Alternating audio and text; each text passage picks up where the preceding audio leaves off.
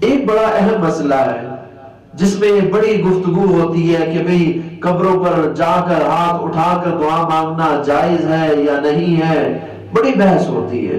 بھئی یاد رکھیں، حضرت عائشہ صدیقہ رضی اللہ تعالیٰ عنہ وہ فرماتی ہیں نبی صلی اللہ علیہ وسلم جنت البقیع تشریف لے گئے اور کافی دیر تک دعا مانگتے رہے،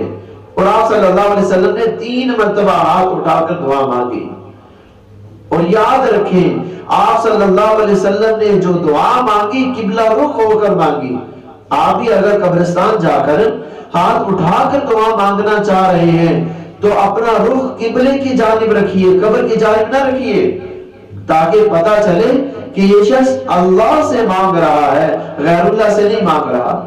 اگر آپ کا رخ قبر کی جانب ہوگا اور آپ ہاتھ اٹھا کر کے دعا مانگ رہے ہوں گے تو اس میں یہ شبہ آ سکتا ہے کہ شاید آپ صاحب قبر سے مانگ رہے ہیں۔ لہٰذا علماء کرام نے اس وجہ سے منع فرمایا ہے جب انسان قبر کی طرف رخ کر کے دعا مانگتا ہے تو اس میں پھر شبہ ہوتا ہے غیر اللہ سے مانگنے کا، لہذا قبر کی طرف رخ کر کے دعا نہیں مانگنی چاہیے۔ اگر قبر کی طرف رخ کر کے آپ دعا مانگ رہے ہیں تو بغیر ہاتھ اٹھائے آپ دعا مانگیں،